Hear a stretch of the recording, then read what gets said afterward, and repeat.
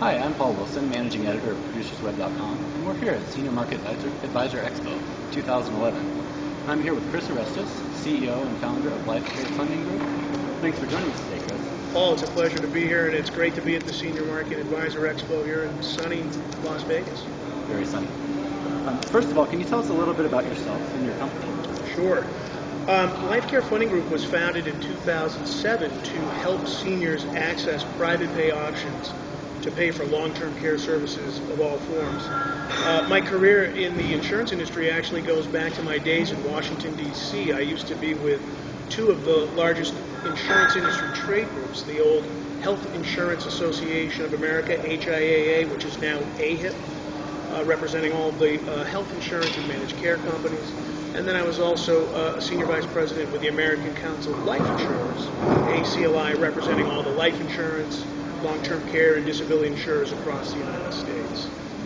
I left Washington, D.C.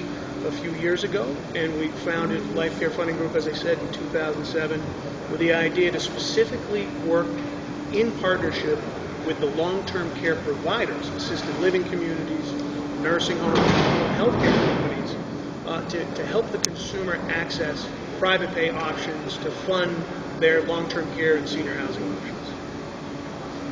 A lot of scary things are being written about the LTCI industry lately. What are your thoughts on the current state of the industry? Well, you know, the long-term care insurance industry, it's interesting because I remember back when I was with those groups in Washington, D.C. in the mid-'90s through the early 2000s, there was always a lot of talk about the coming baby boomer crush and the aging population and the need to, how are we going to address funding their care? And long-term care insurance was always looked at as the solution. That was going to be the private market solution. And it's interesting because in 2000, the numbers reached, in terms of sales, I believe, the highest number of sales achieved by the industry. And you would think 11 years later, those numbers would have grown, but instead they shrank.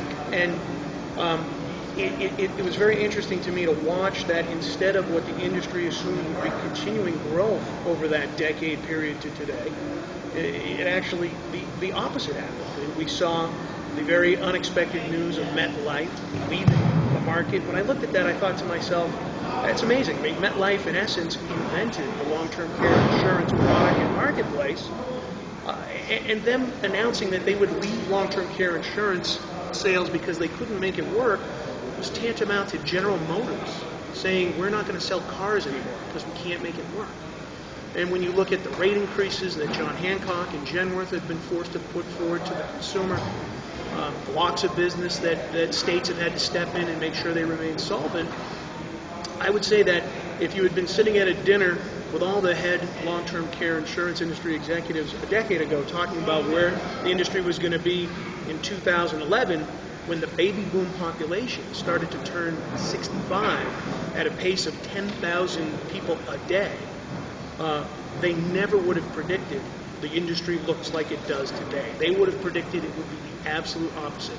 Sales would have been booming. More companies would have been entering the market. Rates would be stable. The consumer would be flocking to the product. Unfortunately, the opposite occurred. And for agents, it's not a call to abandon the product by any means, but it is a wake-up call to the industry on the producer side and the carrier side to figure out how to make the product priced correctly, get the benefits into the hands of the people that need it, and provide a very important service to a market that is exploding and needs private pay options now more than ever. And I've read that part of the problem is that the industry may have been begun on incorrect pricing models, or based on incorrect pricing models. Do you believe that's the case? Yeah, Paul, I think a couple of things that really ended up hurting the industry was they did underprice the product. Market share was the driver, and they underpriced the product. There was a very competitive marketplace with a lot of carriers getting in. Because it was a gold rush mentality in the 90s, looking forward into when the baby boomer crush was going to hit. I remember being there watching it all happening, and it was really a pricing-driven model. And so the product was underpriced, and it ended up biting them. They also underestimated the persistency of the product. They thought a lot more of the policies, like life insurance products, were going to be abandoned, that consumers were going to walk away and let go of those products. But in some ways, ironically, the consumer who bought the long-term care policy hung on to it. They're not abandoning those products. They're hanging on to them. They plan on using them, and you had a very, very significant underpricing and underestimation of the persistency of the consumer to keep that policy in force and use it. And the combination of those things really, I think, are what came up to end up biting the industry and forcing companies to abandon and or look at how they were going to raise their rates to be able to make the product work. And you may have just touched on this a little bit, but what are some of the top challenges that are facing advisors today in this industry? Well, for the advisor, you have to be able to communicate the value of long-term care insurance from a number of perspectives. It's protection for themselves and for their families. Our company deals with the consumer every day, looking for solutions to pay for long-term care. And I would have to say that 90-something% of them, I would venture to guess even 99% of the people that we get calls from every day from all over the country do not have a long-term care insurance policy. And they're struggling to figure out how they're going to pay for care.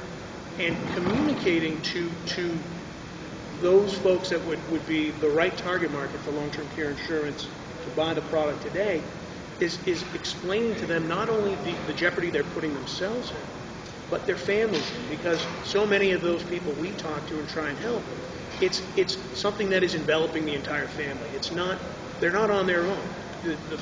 Their adult children are diverting resources away from savings, away from potentially money spent on college for their children to help loved ones, or foregoing care and delaying when they would move into assisted living or access home health care or nursing home care. So I think effective communication of the dangers that lie for a consumer who is not prepared for long-term care is a very powerful selling tool for the advisor, and a very important fiduciary responsibility, quite frankly, to let them know the reality of the situation. Don't try and sugarcoat things. It's not about scaring the consumer. It's about letting them know the reality of what's going on out there. And when you look at the political environment, the cuts to Medicare and Medicaid, the burden is being shifted to the consumer by the government to take on more and more of the costs of care. And as I say to different groups that I talk to around the country that are in the long-term care industry, providers, assisted living companies, nursing homes, that are being impacted by rate cuts, by the consumer's lack of preparation, lack of financial ability to afford their products and services, I tell them today is the best day of the rest of your life, because it's only going to be getting worse. Every day, 10,000 more baby boomers turn 65. Every day, the budget deficit gets worse. And the panels that are working in Washington, D.C. on how to solve the budget crisis, this nation's deficit crisis, Medicare and Medicaid is on the chopping block. And it's going to be in the hands of the consumer to figure out how to take care of themselves. And the advisor needs to let their customers know that that's the reality of what they're living in. And in many ways, those same areas, the challenges are probably also where the greatest opportunities lie. The fact that there are 99% of Americans uninsured in this way. I'm not saying that 99% of Americans don't have long-term care insurance. In fact, I don't know the exact percentage. It's a small percentage, unfortunately. But what I'm saying is we hear from John Q. Public, who is being referred to us by an assisted living community, a nursing home, a home health care company, an elder law attorney, because they don't have long-term care insurance. They don't have savings. They've lost value in their home, and they can't extract the type of equity that families used to 5 and 10 years ago that they could rely on to help make up those differences to pay for long-term care. So you're right. Those challenges are, I don't want to say that it's an opportunity for the advisor. The opportunity is the fact that the baby boom population is exploding. Too few people have prepared, and the media is out there doing a great job, I think, educating this country on the long-term care funding crisis and what's going on. The opportunity and the responsibility for the advisor is to do a good job of informing the consumer of what they're up against, and the need to be preparing. And can you tell us a little bit about your involvement with NCOIL's Life Insurance Consumer Disclosure Model Law? Absolutely. The National Conference of Insurance Legislators is a legislative body that is made up of state legislators and state senators with jurisdiction over insurance law in their states. What they do is they meet 4 times a year to review and monitor the insurance industry and necessary laws that need to be implemented around the country, state by state. Obviously, insurance is regulated at the state level, to protect the consumer and to ensure that the insurance industry continues to grow and be a solvent and important part of our economy and providing the services it does to the consumer. Last year, the NCOIL took a hard look at the fact that literally billions of dollars a year in life insurance policies are allowed to lapse or be surrendered by seniors across the country. And those seniors are not informed of their options to use that policy in a variety of ways.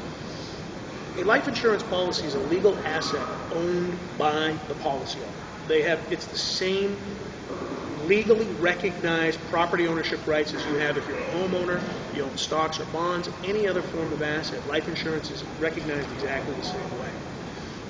The consumer is not well informed about their options, their legal rights, the fact that they own that policy. Many consumers think that they're, in essence, renting the life insurance coverage while they're paying their premiums. NCOIL looked at the billions of dollars that seniors were abandoning and said, we have a responsibility to let the consumer know they have a number of options that they should consider instead of just abandoning a policy like this. And again, by the billions across the country every year. In particular, one of the things that they looked very strongly at was the use of a life insurance policy to help pay for long-term care by converting it to another form to help pay for long-term care. Keeping the policy in force and extracting its present-day value for the consumer as opposed to abandoning it or surrendering it for cash value that would be less than they might be able to get if they were to do something else with the policy. So we actually were invited, Life Care Funding Group was invited last year to help review and draft that model legislation.